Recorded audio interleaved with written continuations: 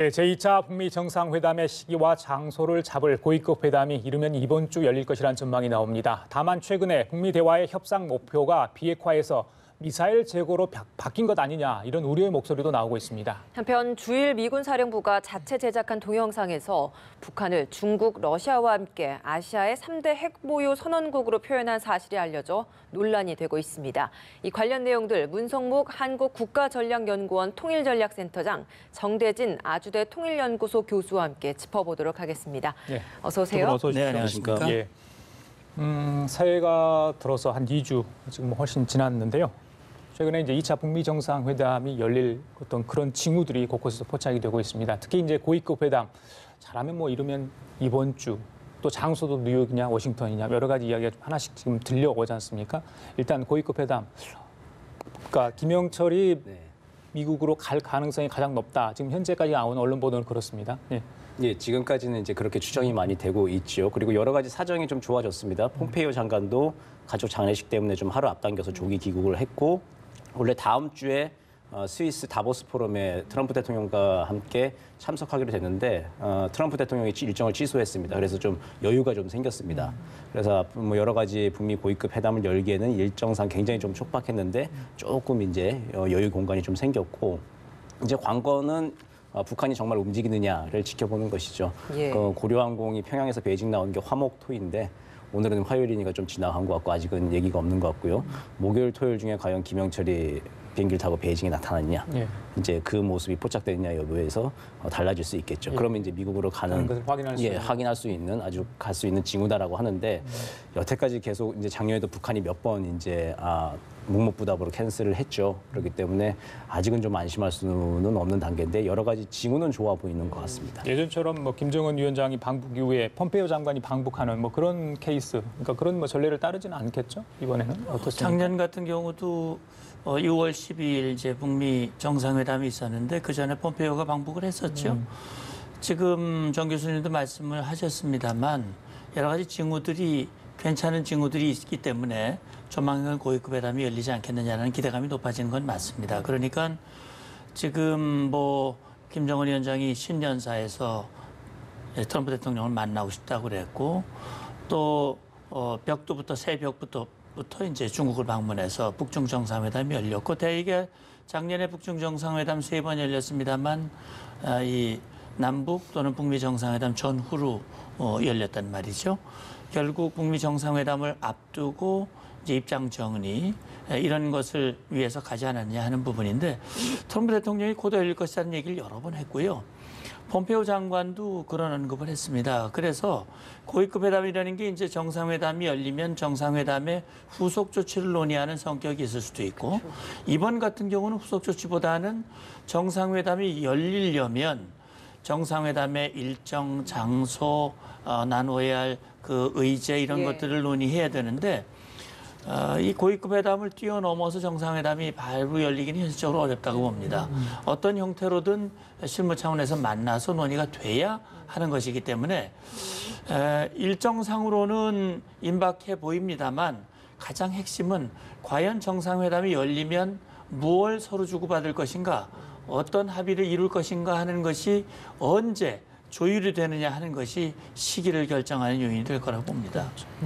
고위급 회담에 대해서는 열릴 가능성을 굉장히 높게 점쳐주고 계신데 사실 이 정상회담에 앞서서 고위급 회담 그 이후에 실무진들 간의 협상 이런 접촉도 굉장히 많았잖아요. 지난 1차 북미 정상회담에서는. 네, 그렇죠. 네. 근데 이번에는 시기적으로도 그렇고 그래서 고위급 회담 이후에 실무자 간의 이런 협상을 좀 건너뛰지 않을까라는 분석도 있던데 이 가능성 어떻게 보십니까?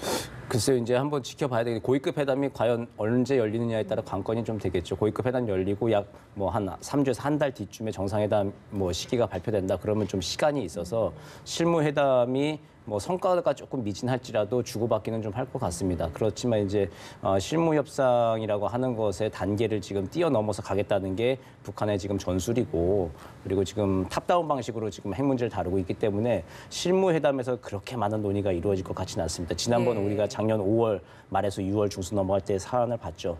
특히 6월 초에서 중순 이제 북미 정상회담 만나기 직전까지 그 당시에 이제 판문점과 싱가포르에서 무수히 많은 실무회담을 했는데도 결국에 나온 것은 결과물이 굉장히 좀 추상적이고 원칙적인 게 나왔습니다. 그래서 실무회담이 그렇게 큰 탄력을 받을 수 있을지 그 단계인지는 모르겠고 정상들이 어쨌든 어떤 스몰딜이든 빅딜이든 정상들 북미 정상이 합의를 하고 그 이후에 후속 조치를 할 때 실무회담은 조금 더 탄력을 받지 않을까 생각이 됩니다. 그 센터님, 2차 북미 정상회담 언제쯤 열릴 것 같습니까? 제가 여쭤보는 이유는 오늘 이 나온 보도에 따르면 한미가 키 리졸브 연습을 3월 4일부터 열흘간 하겠다. 뭐 이렇게 이야기가 지금 들려오고 있거든요. 네. 물론 예전보다 좀 축소되는 것 같아요. 그러니까 그 전후로 만약에 이게 북미 정상회담이 있다면 굳이 이 키 리졸브 연습을 지난번처럼 꼭 해야 되는 건지에 대한 또 저희들이 또 온라인거리가 될 수 있잖아요. 어떻게 보십니까? 시기와 관련해서. 네, 물론 작년 같은 경우는 키리졸브 연습을 그대로 했지요. 평창올림픽이 있었지만 예. 또 남북 정상회담, 북미 정상회담이 있었지만 한미연합에서 그대로 했고 다만 6월 10일 정상회담 이후에 트럼프 대통령이 잠정 유예한다라는 걸 발표를 해서 이후에 뭐 UFG 연습이라든지 그렇죠. 일부 연습들이 중단이 됐습니다만 잠정 유예를 한 것이지 아예 중단한 건 아니라는 말이죠. 지금 한미 간에는 전자권 전환이라고 하는 중요한 과제가 있습니다. 이 전자권 전환이라고 하는 것이 뭐 우리 시청자 여러분도 잘 아시겠습니다만 결국 조건에 기초한 것이고 그 조건 중에 중요한 것 하나가 한미연합작전을 우리 한국군이 주도할 수 있는 역량을 가지고 있느냐 그런 걸 검증을 해야 되거든요. 검증을 하려면 연합연습을 안 할 수가 없어요. 반드시 해야 됩니다. 그렇기 때문에 지금 사실 그동안 우리 한미의 일관된 입장은 한미연합연습은 이건 방어 연습이고 연례적인 것이다. 그리고 군이 존재하는 한 연습은 반드시 있어야 되는 것이고 그런 차원에서 이것은 남북 관계라든지 북핵 문제와 무관한 것이다. 라는 입장을 취해왔어요. 다만 외교적 협상을 촉진하기 위해서 잠정유예라고 하는 결정을 하긴 했습니다만 아마 제가 생각할 때는 그것을 북한이 그걸 시비를 걸면서 북미 정상회담의 어떤 걸림돌로 만든다면 문제가 되겠지만 지금 말씀하신 대로 여러 가지 북한의 입장을 고려해서 수위도 줄이고 북한이 지금 반발하는 것은 지금 키리졸브 연습은 지휘소 연습이거든요. 그렇습니다. 컴퓨터 시뮬레이션입니다. 그 모의 연습이고 실제 북한이 관심을 갖는 것은 이제 전략 자산의 전개, 미군 병력의 전개 이런 것에 더 관심을 가지고 있기 때문에 그 부분은 이제 어떻게 할지 이제 부분인데 지금 사실 김정은 위원장으로서는 빨리 하고 싶어 하는 마음인 것 같아요. 정상회담을. 지금 신년사에서도 얘기를 했고 북한 경제가 워낙 어렵기 때문에 예. 가급적 빨리 만나서 미국으로부터 뭔가 상응 조치를 받아내고 싶은 그런 마음이 있기 때문에 북한이 그런 마음이 더 강하다면 다른 것들을 북한이 뭐 어떻게 생각하고 주장하느냐에 따라 달라지는 거니까 좀 지켜봐야 될 것 같습니다. 신년사에서 이제 한미 연합 훈련과 관련된 좀 불편한 심기 드러내기도 했었잖아요. 그런데도 불구하고 그런 불편한 심기는 앞서 짚어주신 전략 자산이나 전술 무기 이런 부분에 국한된다라고 좀 그런 바라보고 계신 겁니까? 꼭 그런 거는 아니죠. 왜 그러냐면 지금 신년사에서 김정은 위원장이 발표한 내용은 한미연합연습과 미군의 전략자산 전개를 꼭 집어서 얘기를 했거든요. 그쵸. 이 한미연합연습에는 키리졸브를 포함해서 모든 게 다 포함이 되는 거죠. 예. 북한이 한미연합연습을 한반도의 긴장을 격화시키는 것이라고 얘기를 했어요. 그러니까 남북 간에 이미 9.19 군사합의를 통해서 실질적인 불가침 선언이 된 마당에 긴장을 격화시키는 일을 하지 말라 이런 얘기인데 예. 그 자체가 긴장을 격화시키는 일이 아니거든요. 그건 북한이 주장을 하는 것뿐일 것이고 그래서 제가 말씀을 드리는 것은 사실 작년에도 한미연합연습이 있었지만 남북 정상회담도 했고 북미 정상회담도 했단 말이죠. 이번 같은 경우도 북한이 그것을 문제 삼으면 문제가 되겠지만 그 다른 것들을 목적으로 할 때는 사실 문제 안 삼는 경우도 그동안 왕왕 있었어요.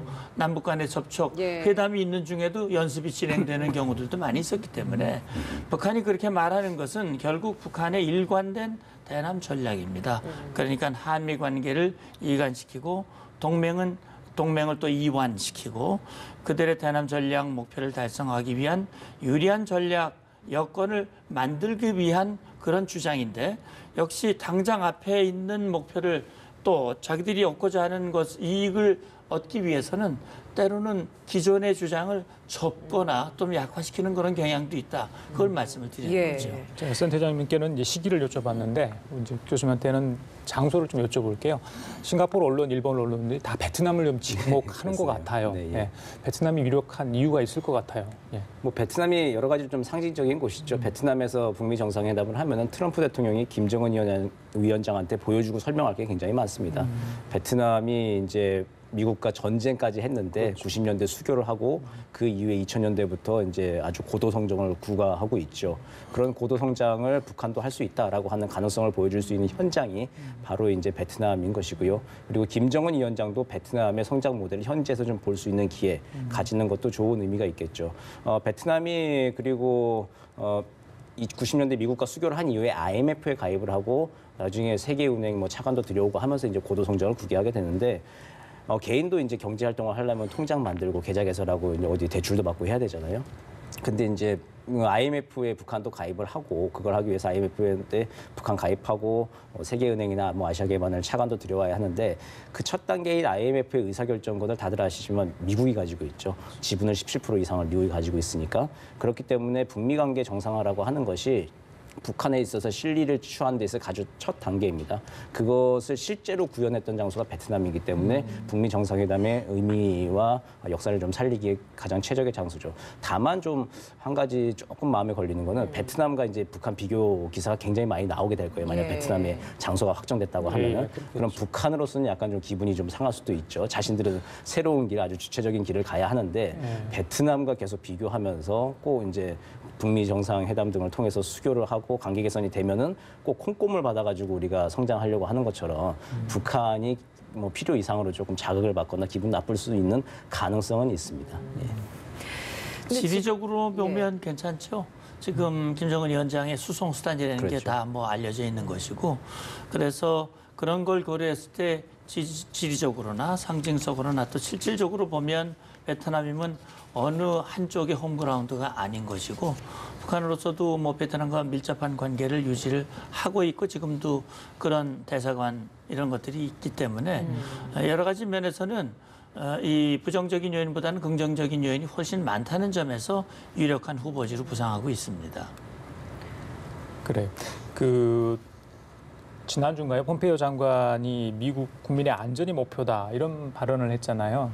이거 하다 보니까 아까 전에 말씀하신 것처럼 시간과 장소도 중요한데 과연 비핵화 협상에서 새로운 어떤 협상거리로 기존에 있었던 비핵화 논의가 아닌 미사일 문제가 좀 거론되면서 미국이 조금 더 북한이 들어올 수 있는 문턱을 낮춰주는 거 아니냐 이런 뭐 지적이 있던데 그 해석과 지금에 되고 있는 논란 어떻게 저희들이 좀 바라보면 되겠습니까? 네, 물론 미국민의 안전이 폼페이오 장관으로서는 중요하죠. 트럼프 대통령도 마찬가지겠죠. 그런데 그런 언급을 했다고 해서 미국이 기존의 완전한 비핵화라고 하는 것을 내려놓고 뭐 ICBM만 가지고 그것만 되면 양해하는 걸로 뭐 제재를 해제해주고 그렇게 입장을 바꿨다고 단정하기는 저는 어렵다고 봅니다. 미국이 추구해온 분명한 목표는 북한의 핵폐기에 원래 CVIT이지 않습니까? 물론 그 용어를 요즘은 자제를 합니다. 북한이 반발을 하니까. 그러나 폼페이오 장관이 언급한 것은 완전한 비핵화, 검증된 비핵화를 얘기를 했거든요. 최종적으로. 그것은 ICBM도 그 일부에 포함이 되지만 그것만은 아니고요. 사실은 미국민은 미국 본토에만 있는 게 아니거든요. 제가 알고 있기로는 우리 한국에도 한 20만 가까이 미국민이 있는 걸로 알고 있습니다. 그리고 일본에도 꽤 많이 있고요. 구암에도 또 미국령이 있습니다. 그렇기 때문에 ICBM만 해결한다고 해서 미국민의 안전을 보장한다는 건 말이 안 되는 것이고 또 미국의 전략으로 봤을 때 결국은 북한이 가지고 있는 핵과 미사일 이런 역량을 완전히 제거하는 것을 목표로 하고 있고 그것이 검증돼야 한다는 것이고 안전한 비핵화 의제는 변함이 없다. 이렇게. 그럼요. 다만 이제 협상 과정에서 로드맵이 나오면 이 쭉 이제 일정과 단계가 나올 텐데 그 과정에서 첫 번째 초기 단계로서 ICBM을 이 초기 단계 조치로서 폐기하는 것을 하나의 과정으로 거칠 수는 물론 있겠습니다만 그걸로 해서 모든 것이 해결됐다라고 그렇게 입장을 바꾸었을 것으로 보지는 않습니다. 지금 또 나오는 이야기가 주일 미군 사령부 자체 제작 동영상 논란이 좀 되고 있지 않습니까? 여기에서 아시아의 3대 핵 보유 선언국이라고 하면서 거기에 러시아 그리고 또 여기 또 북한까지 포함을 시켜서 좀 논란이 되는 것 같아요. 사실 공식적으로는 한 번도 인정을 한 적이 없었기 때문에 지금 이런 영상 저희가 받아들이기에 자체 보유국으로 인정했다라고 봐야 되는 겁니까? 그렇게 오해를 받을 소지는 있는데 그게 또 더군다나 주일미군의 공식 웹페이지에 첫 화면에 나와 있어요. 그래서 동영상에 나와 있어서 오해를 받을 수는 있지만 근데 이것은 이제 주일미군 군 당국이 밝힌 겁니다. 그 전체 맥락을 좀 봐야 되는데 동영상 전체 맥락을 보면 모든 미국에 향한 잠재적 위협으로부터 우리는 싸울 준비가 되어 있고 이길 것이다라고 하는 게 핵심 메시지예요. 그 모든 잠재적 위협을 다 상정하는 게 사실 군의 역할이죠. 거기에 이제 중국, 러시아는 당연히 들어가는 것이고 북한도 지금 스스로 핵을 보유했다고 선언하는 것이죠. 국제사회가 인정한 게 아니라 미국이 공식적으로 인정한 게 아니라 군이 보기엔 잠재적 위협인 것이죠. 그런 맥락에서 북한이 지금 핵 보유 선언국이다라고 하는 것을 명기를 해놓은 것이고 그 동영상을 전체를 보면은 이제 인도 태평양을 방어하기 위한 주일미군의 역할이 주요 메시지이고 초점입니다. 보면은 한반도 얘기도 굉장히 많이 나옵니다. 김정은 위원장 문재인 대통령 사진도 많이 나오고 북한이 이렇게 대화 국면에 있긴 하지만 한반도 포함해서 인도 태평양에서의 방어를 위해서 군의 역할이 얼마나 중요한가 우리는 싸울 준비가 되어 있다 이제 그런 메시지이기 때문에 그런 군의 입장에서 이제 북한도 잠재적 위협으로 하나 다룬 메시지이다 이제 그렇게 해석하면 될 것 같습니다. 네, 알겠습니다. 자, 지금까지 문성목 한국국가전략연구원 통일전략센터장 정대진 아주대 통일연구소 교수 두 분과 함께 얘기 나눠봤습니다. 말씀 잘 들었습니다. 감사합니다.